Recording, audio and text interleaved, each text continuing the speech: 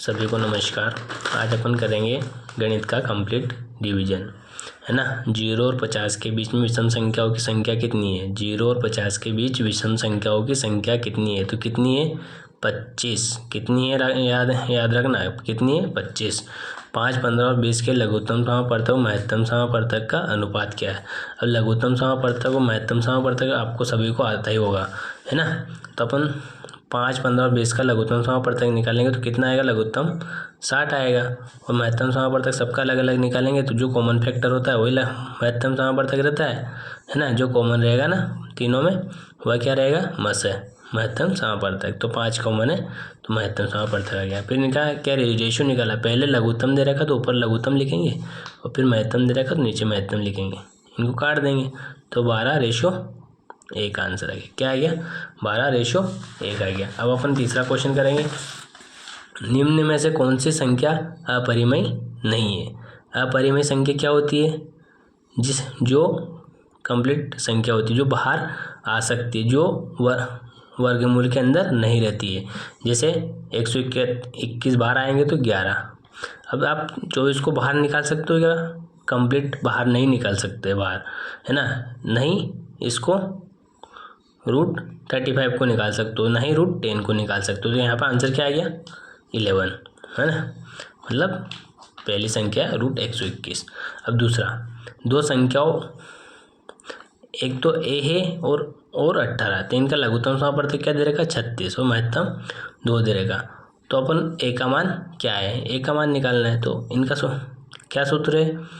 पहली संख्या गुणित दूसरी संख्या बराबर LCM इंटू SCF। तो पहली संख्या क्या अपनी? a है, दूसरी संख्या क्या है अपनी? 18 है। एलसीएम कितना है? 36 है। महत्तम समापवर्तक कितना? 2 है। काटेंगे 18 एकम 18, 18 दूनी 36। ए बराबर कितना गया? 4, है ना।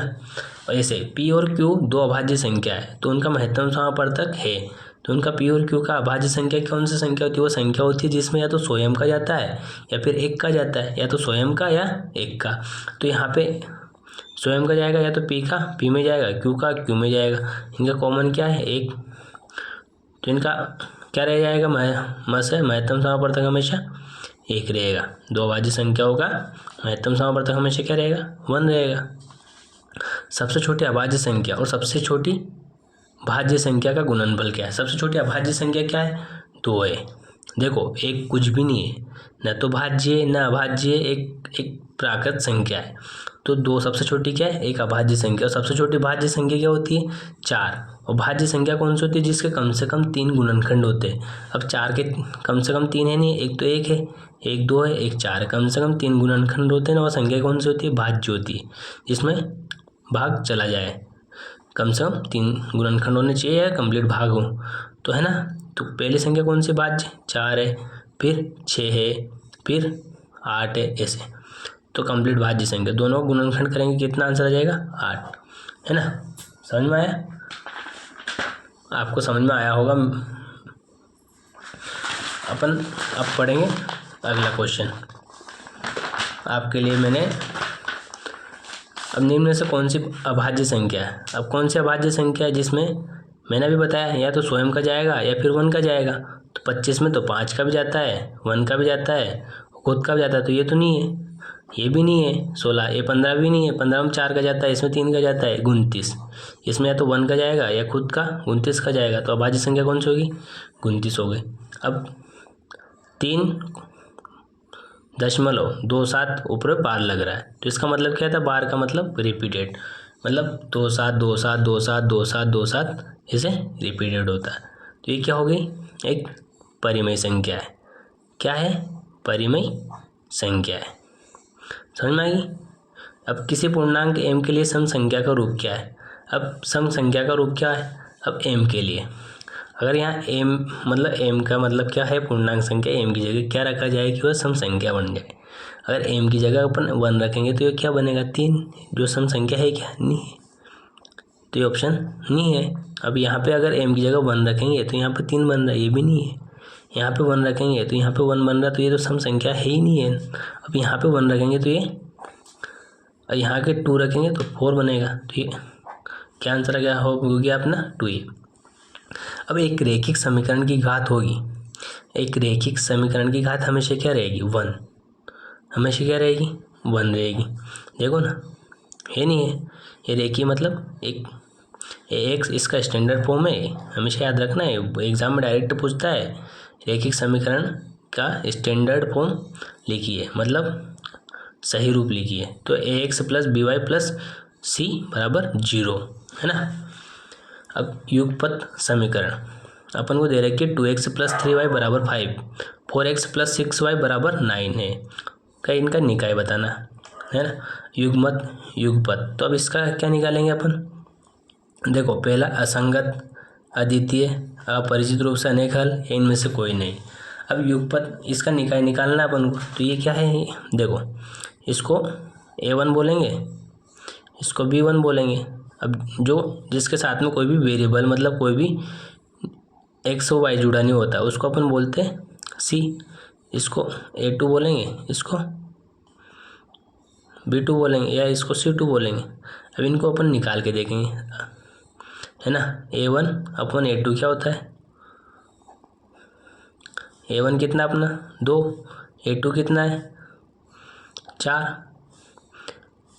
b1 कितना है 3, b2 कितना है 6, c1 कितना अपना, ये इधर जाएगा तो माइनस का 5, c2 कितना है माइनस का 9, माइनस से माइनस तो कैंसिल। अब 1/2, 1/2 ये तो बराबर है ही नहीं, तो ये कौन सा बन गया अपना, असंगत। कौन सा बन गया, असंगत। तो ऑप्शन कौन सा हो गया अपना, पहला सही हो गया। अब के लिए किस भाग का समीकरण, अपन को के निकालना है, के की वैल्यू निकालनी है, तो के की वैल्यू भी ऐसे निकालेगी, है ना। अब के की वैल्यू क्या है यहाँ पे x, या तो a1 की वैल्यू कितनी है, अपन डायरेक्ट अपन वैल्यू लिख देंगे अब इस फॉर्मूले।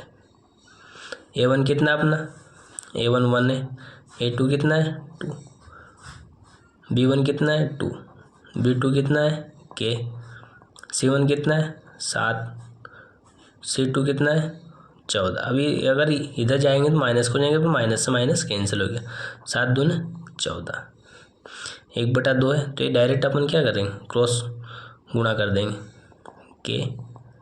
के बराबर 4, कितना आ गया 4 आ गया। आ गया समझ में आपको। अब अपन आगे का क्वेश्चन करेंगे। अब बहुपद, अब बहुपद क्या होता है, बहुपद होता है जो द्विघात, क्या जिसमें कम से कम 2 घात होती है, क्या होती है, कम से कम 2 घात होती है, पर a बराबर नॉट 0 होती है। ये स्टैंडर्ड फॉर्म है, ax² plus bx plus c, हमें ये डायरेक्ट याद रखना, बहुपद वाला, है ना। अब यहाँ पे अपन को क्या निकालना है, मूल निकालना है, इनके मूल निकालना है, मतलब गुणनफल निकालना है। गुणनफल क्या, तो डायरेक्ट ही याद रखो आप, अगर इनका योग पूछता ना तो -b/a, इनका गुणा पूछा तो ये गुणनफल निकालने के लिए और ये योग निकालने के लिए। अब ये क्या हो गया अपना, a ये हो गया, b ये हो गया, c। अब a1 अपन को गुणनफल बोला तो c क्या है यहाँ पे 1, a क्या है 4, तो आंसर क्या हो गया अपना 1/4।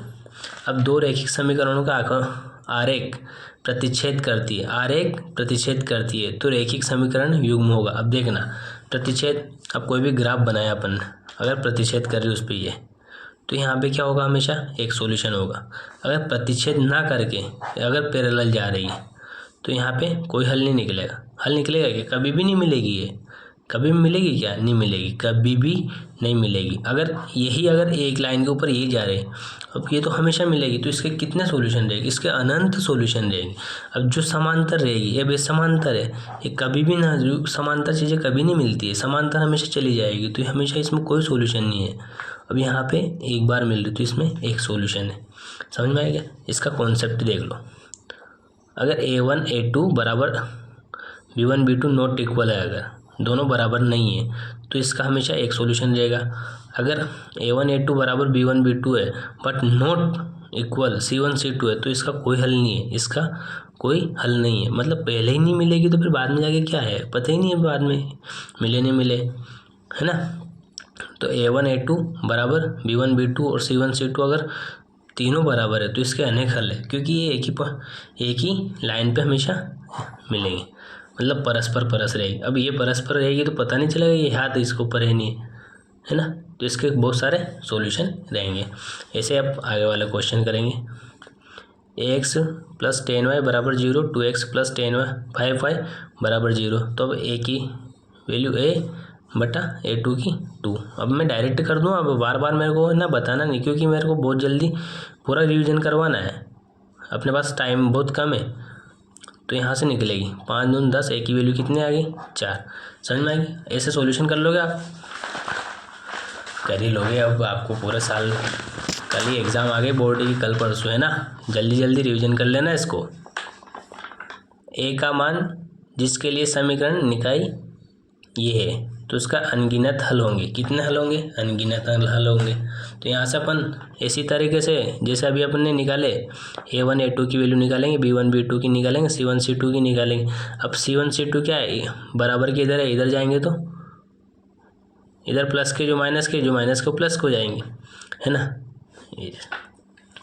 तो यहाँ से निकालेंगे तो अपन क्या निकल जाएगा, अपन a का मान 10 से 10 1/2 डायरेक्ट गुना करेंगे, है ना। 5 दूनी 10 20, डायरेक्ट वैल्यू रख दो बेटा यहाँ पे, तो अपना डायरेक्ट आंसर आ जाएगा यहाँ पे 10। ये बराबर आ जाएगा 10, है ना। इसको सॉल्यूशन करोगे ना आप, तो डायरेक्ट आंसर क्या जाएगा, गुना करोगे तो 10 आ जाएगा, है ना। यहाँ पे अब डायरेक्ट अपन आ जाओ इधर, साइन π/4 और कोस π/4। पाई का मान कितना होता है 180। अगर 4 से भाग दोगे तो साइन 45 और कोस 45। मैंने डायरेक्ट तुम्हें वैल्यू निकालना सिखाई थी। साइन 45 की वैल्यू क्या हो जाएगी 1/√2 माइनस 1/√2। तो आंसर क्या जाएगा 0, है ना। अगर हमें एक और चीज़, अब अगला क्वेश्चन, a प्लस बी बराबर कितना है 90। तो कोस ए बराबर क्या होगा साइन बी। हमेशा याद रखना ये है ना, हमेशा ये बहुत ज़्यादा इम्पोर्टेंट है। अगर a प्लस बी बराबर 90 डिग्री दे रखा है तो कोस ए बराबर साइन बी होगा, हमेशा क्या होगा साइन बी। अगर 3 थीटा बराबर 90 डिग्री है तो कोस थीटा बराबर क्या होगा। अब थीटा की वैल्यू कहाँ से निकल जाएगी, यहाँ पे 3 गुना में तो डिवाइड में चला जाएगा। थीटा की वैल्यू आ गई अपनी 30, तो कोस थीटा बराबर कितना जाएगा कोस 30 डिग्री बराबर। तो ये इसका वैल्यू डायरेक्ट टेबल याद कर लेना। इससे पहले वाले वीडियो मैंने डाला है जिसमें टेबल कैसे वैल्यू निकालते इसके सब सिखाया मैंने, है ना। तो कोस 30 के मान क्या जाएगा √3/2। अब अगला 1 + tan square theta. 1 + tan square theta क्या होता है, आइडेंटिटी बताई थी मैंने, सेक स्क्वायर थीटा, है ना। अब 1/√3 किसका मान है, अब √3 किसका मान है। अब देखो 180, तो साइन 30 का मान तो क्या बताया था मैंने 1/2। अब यहाँ पे 180 तो 30, तो कोट 30 क्या होता है √3/6, तो 6√3 ये तो है ही नहीं, ये आएगा ही नहीं। अब 180 tan 30 क्या होता है, tan 30 होता है 1/√3, क्योंकि ये 30 डिग्री बचेगा। tan 30 1/√3 होता है और कोट 30 क्या होता है √3 होता है। तो आंसर क्या हो गया अपना। अब यहाँ से √3 कोसेक बराबर कोसेक थीटा बराबर 2 है, तो थीटा का मान निकालना अपन।